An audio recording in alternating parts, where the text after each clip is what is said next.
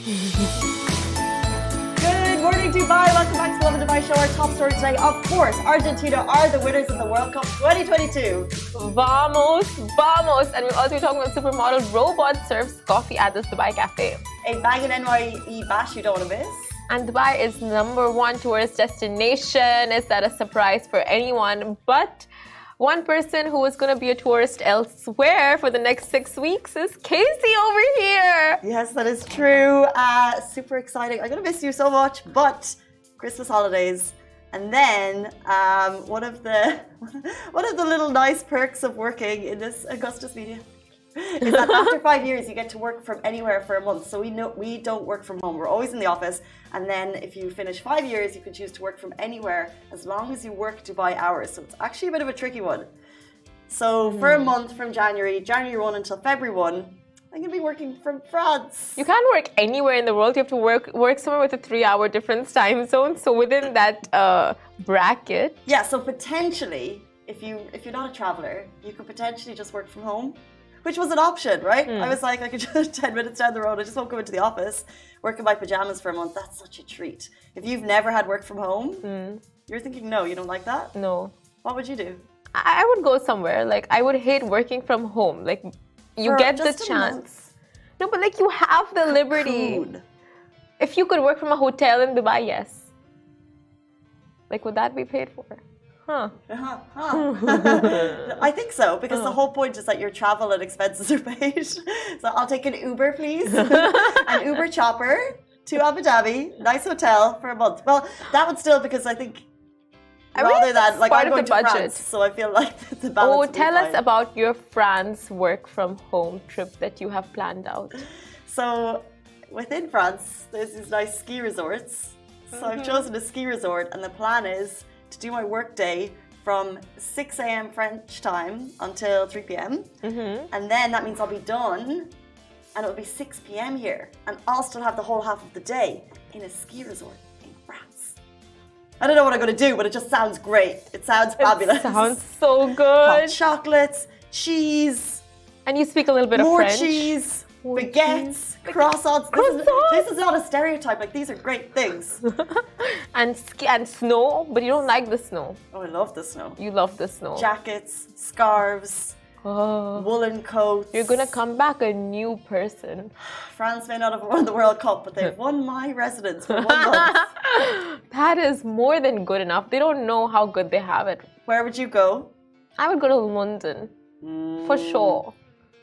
Definitely London. You'd fit in. You've got the accent down. So what else do you need?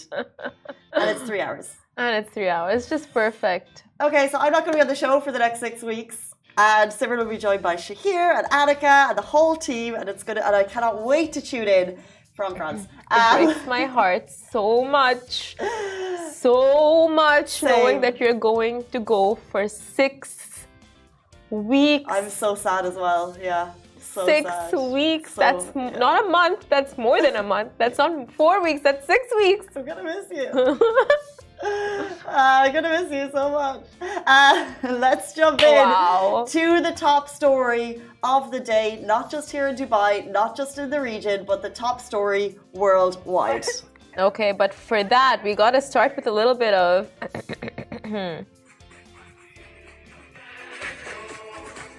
What? Is this yours or is this? I don't think this is yours. No, I didn't come up with that. The hand movements? Oh. They're yours. I don't know what I'm doing, but vamos. I thought this was it. I don't know. It just goes. It just goes. But you guys, vamos, vamos, because Argentina has won the FIFA World Cup in an epic battle against France. Now, it was glorious, the game last night.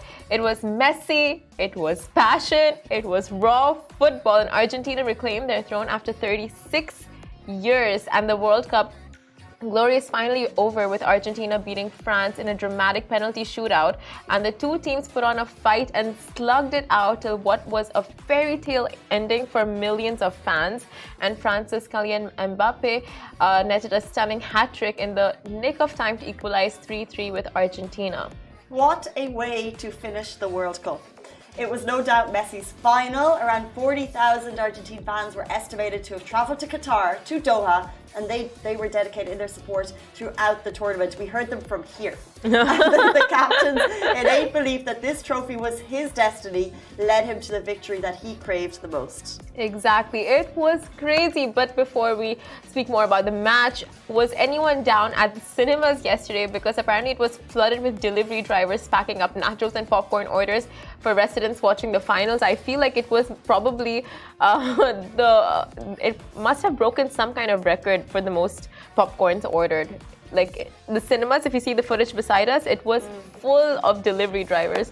But coming back to the match, it was, in the first half, everyone was like, where's Mbappe? Where's Mbappe? And then he comes in on the second half. Not the second half, like before the second half starts.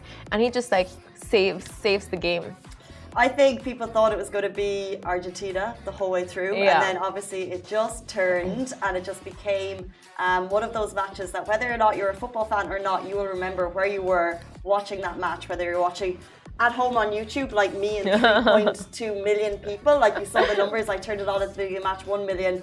The end of the first 90 minutes, 3 million, and then the whole way through 3 million people just on that YouTube link. Phenomenal. So you can watch it free wherever you were in the world, not including the number of people that went out to bars, cafes, cinemas, everything. Fan zones just packed around the world. We were so lucky that it was a 7 p.m. start time. So we got home at 11 p.m. If you watched it, you still got a good night's sleep in bed. And what a way to finish the World Cup. First time held in the region, such a proud moment. And then, of course, Lionel Messi, you said it was his destiny to win. It had to be. It was his final World Cup. And then to see him wearing the bisht in the final scene when he's collecting the World Cup, like that, you can't put a price on that. Exactly. Very true. And just the glee on his face when he picked up the trophy and walked to his teammates, and just like the little pump dance that they were doing, it was ecstatic, like you cannot beat that kind of happiness. It was something else because it was 36 years in the making, and when they finally got that trophy home, and there were parades in Argentina, just so much love for the game, for the team players, for like everyone involved. It was amazing. Did you watch it? Where were you when you watched it? Yeah, great finish. However, I had France in the sweepstakes, so tiny part of me, teeny tiny part of me is not okay with the win, but it's okay. At the end of it, it's fine. Like this is Messi's probably last World Cup, and you somewhere inside everyone, they were all just rooting for Messi. I don't know deep down in the French fans if they were rooting for Messi.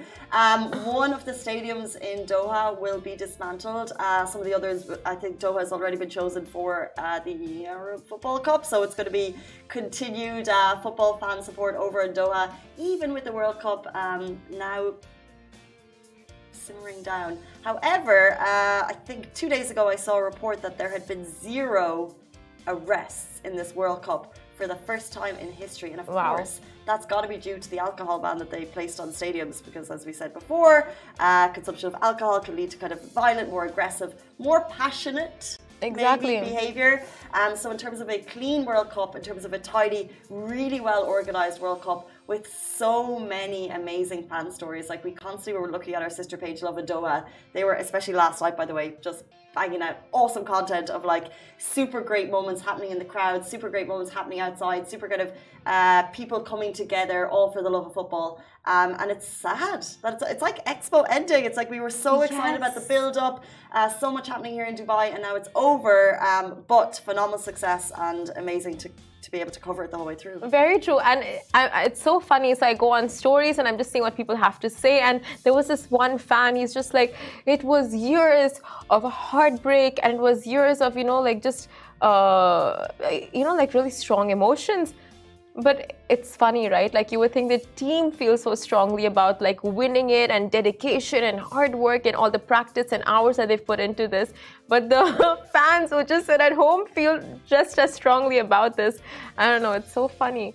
But seeing the players last night, like it was a crazy match. Like just the speed at what they were running, the footwork, everything. Like I think me personally, I have a newfound love for this game after the World Cup.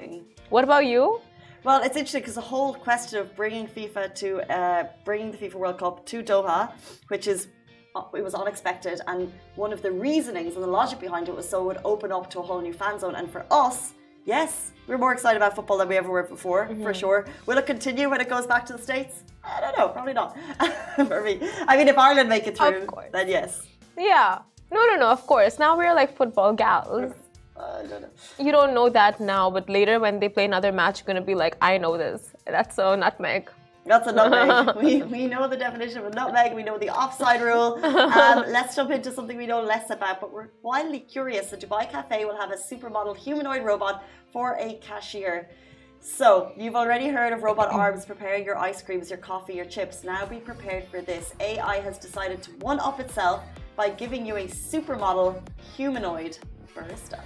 What has been described by UK tabloid Daily Mail as an eerily human-like robot cashier, the droid Donna the Donna Cyber Cafe is already turning heads for her non-conventionality. Oh God. Now Donna can apparently move and interact like a normal human being, and the robot is down for chit-chatting, telling you stories and taking selfies with you. Of course, he serves some stellar coffee. They serve some stellar coffee and ice cream. So delicious. So delicious. Donna is a Robo C2, which is a humanoid robot made by Russian components by RDI Robots, which is headquartered in Dubai, and the robot is a ditto copy. This is the clincher. It's a copy of an Eastern European model called Diana Gudigliano, who is the wife of Rashid Gudigliano, the owner of the robot company, reports the Mirror. So not only is it just a robot, by the way, it is lifelike, and it's the likeness of this supermodel. I was looking up videos of this supermodel and more videos created by the same company, and it is so weird how lifelike they are, because it's always been like, oh, a robot's gonna, go and like pick up a coffee, or it'll do things for me, right? Yeah. But actually, when you see how lifelike they are, I know that I could go to a bank tomorrow and there could be something there. It could be a robot, and they're so lifelike that I wouldn't know the difference, and that freaks me out. I think it's a human serving me, but it's a robot, and it's the same in this coffee case. I'm sure you would be able to tell if you were talking to a robot or a person. Have you ever gone somewhere and you're on your phone? You're like, yeah. You don't. It's like I try and pay people attention. I try and say hello. I try and ask them questions, but I'm not always great. I'm always my head is in my phone. Yeah. So there could literally be a humanoid robot serving me, and I'm not paying attention, and that's scary. Because I'll be like, "Hey, how's your Christmas?" And I'll be like, "Oh, that's rude. They're not responding." Or they'll give me an amazing response, and I'll be like, "Oh wow, that's so great. Like you're cool." And then I'll be like, "Oh my god, speaking to a robot." Or I won't realize, and I'll be like, "That person was awesome because they gave me a great response," while a human may not have. I don't want that.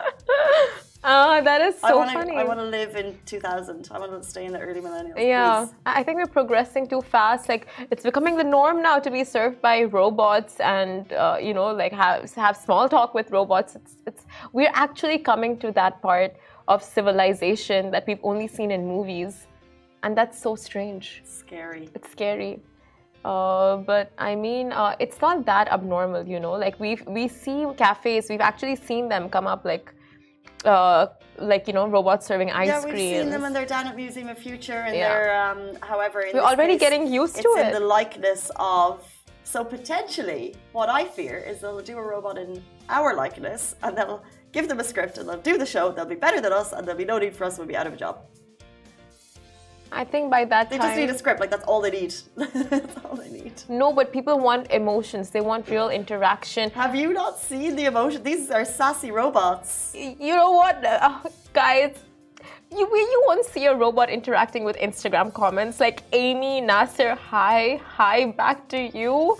I'm just going to videotape Simran trying to keep her job. Go. Heather. Faster. Heather MCC just joined. Hello, Heather. Welcome to the show. Let's see who else has joined. Saidova. Saidova. That's a pretty cool name. Saidova. What are you up to? What are you doing this week? Can't get a robot to do that. Nice. Thanks for saving our jobs. Jumping into forget humanoid robots. Think about World Cup is over, but don't miss Barasti's epic NYE Ritual Festival because the party isn't stopping. And if you're looking for a place to spend New Year's Eve, Barasti Beach is throwing a whopper party. Party on the beach at the NYE Ritual Festival. And this year, DJ A-Track is confirmed to bring the beats. Ooh, so tickets cost 650 dirhams, and that includes an open bar from 8 until 12:30. And VIP tables are available. Get your tickets on Platinum List now. Doors for Barasti's NYE Ritual Festival open at 7 p.m. And of course, it all kicks off at Barasti Beach, which is located at Le Meridian Mina Siahi Beach Resort and Water Park. And by the way, 650 for a ticket, including open bar for New Year's Eve in Dubai. Now, I'm just going to picture, in case you've been living under a rock and have never made it to Barasti. Anyone watching, if you live in Dubai, I assume we've all been to Barasti about 10 times. Yeah, 100%. And it's, so you don't need the visual. However, you'll be on the beach with the incredible Sim City-like skyline behind you, and you'll have all of the firework views and an awesome DJ and an open bar at that price. So in terms of like value for money, it is going to be phenomenal. And I like that it's a rolling open door thing. So it opens at 7. So I shall be apart from the fact that I won't be there, but I would be there if that was the thing. Because if you were here, you would be there. You won't have as much traffic getting around town at that time, and then it stays open. It ends at the open bar ends at 12:30. Yeah. You're freaking about taxis, aren't you? No, I'm just thinking like 2 weeks away. We're 2 weeks away from New Year's. Yeah, so you need to book your tickets. And this one then, it closes, actually doors close at 3-ish. So it's a rolling closure, which I like. Because if you go to a brunch and it's like, okay, we're closing at 1 and everyone's at the door. This is rolling closure. So vying for taxis, it's going to be tricky. It's New Year's Eve, but it'll be easier. Oh my God. 2023. Oh, we're going to be for New Year's Eve with family. So I'm flying to France on January 1. Okay. So I'll be in Dublin with friends, I reckon. Oh, wow, nice. Nothing spectacular. Nothing like a Barasti New Year's Eve bash, but that's okay. Is it going to be a house? You win some, you lose some. I have no idea. You don't know? Whoever's around. It's not like, there's Barasti Dubai goes big for New Year's Eve, and it's like everyone's going somewhere there. It's so much odd, and you nearly get FOMO if you're not going out to one of these epic parties. But in Ireland, it's just like, just hang out. Stay up until 12 and, sing Old Lang Syne, love Old Lang Syne. Have some good food, some good drinks. So it's going to be like a go with the flow kind of New Year's Eve for you. I guess there's no plan made, so until the plan is made, that is the case. But do you believe? I have nothing. Like, we don't know what we're doing. We don't know where we're going. We don't know who we're going to be with. We don't know where we're going to end up. We don't have anything going for us. So you've gone from I to we. Who's we? We as in like me, the office crew, the friends crew, like everyone. Armanov is flying to the moon and back. Do you have a +1? Because Simran doesn't have a plan. Oh my gosh, you're flying to the moon and back? How? Is it cheap? I mean, I'm sure it's not going to be as affordable as Barasti, but like... It's not a cheap one. It's not going to, no. Well, Simran doesn't have a plan, so if anyone has any top tips, I feel like I've just given you one, by the way. You're welcome. What is that? Barasti.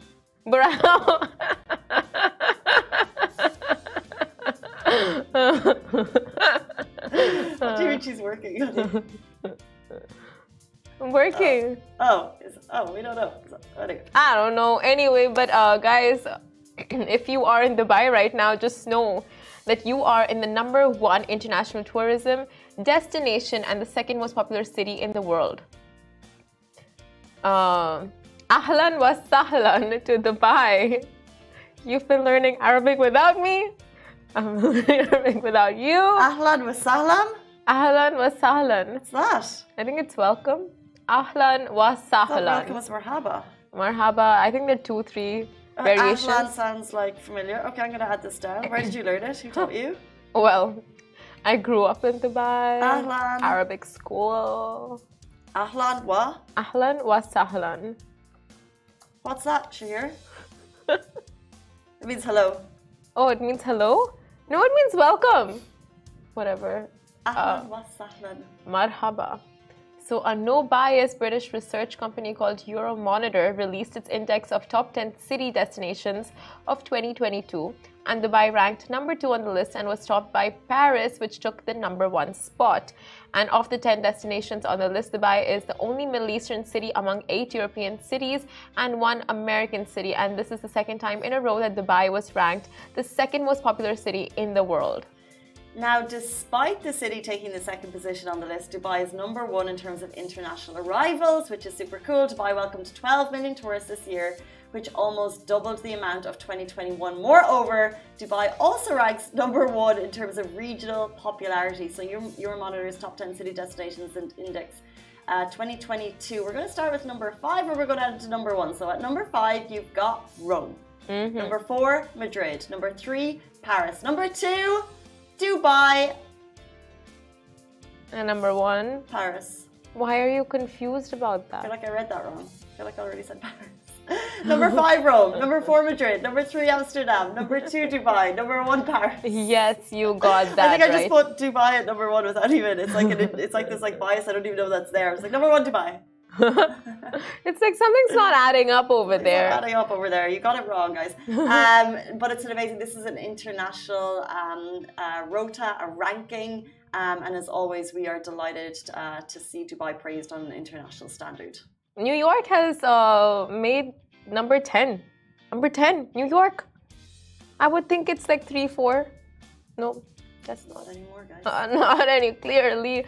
Now, His Highness Sheikh Maktoum bin Mohammed bin Rashid Al Maktoum, the Deputy Ruler of Dubai and Minister of Finance, shared this remarkable achievement of Dubai on Twitter, saying a new international report on the best and most attractive global tourist city destinations in 2022 ranks Dubai second in the world in this indicator and first in the world. So Dubai can only compete with itself, and the ruler has only spoken facts in saying that Dubai can only compete with itself.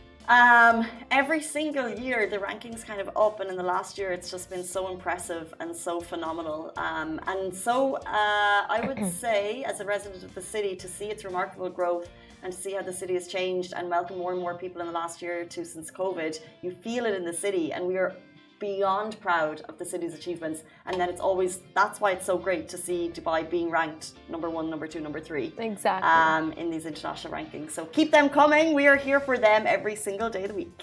We are, I think Dubai has only reached where it has because of its residents, because of its people working so diligently, including people like yourself. And now that you're going to be gone for 6 weeks, Dubai is losing a gem. I'm working. I'm taking 10 days break and I'm working from France. Can we just make that clear to anyone in the office? I'm not just gone for 6 weeks. No, I'm bringing my laptop. No, you're working for sure. A charger. If I don't have internet connection, that's on them. That's on them. Is anyone from France watching? What do you mean? What do you mean? So there's a chance there might not be an internet connection. No, but how do we know for a fact that there's no internet connection? Is there anyone else we can contact there? If I struggle to have a Zoom call and I can't log in, that's on them. And if we happen to get that connection and I happen to be on a ski lift, that's on me. If the camera happens to turn on at the wrong moment and I'm in the wrong place, that's on me. But if we can't get through, that's on them. I have a feeling Casey's camera is going to be off 99% of the time. Because why would you have it on? Why would you have it on?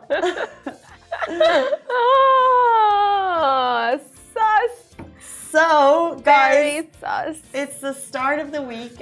Whether or not you're on holidays, a lot of people taking Christmas holidays, schools are off, universities are off, but Simran, Shahir, Annika, Ali, the whole crew will be here the whole way through the holidays with you, bringing news every single morning. I, for one, cannot wait to be watching from home, sending comments, tuning in every single morning. Cannot wait. But goodbye from me. I'll be back on February 1. Have a brilliant holiday, brilliant new year, and I'll see you then. Stay safe, wash your hands. Goodbye from me. Goodbye from me.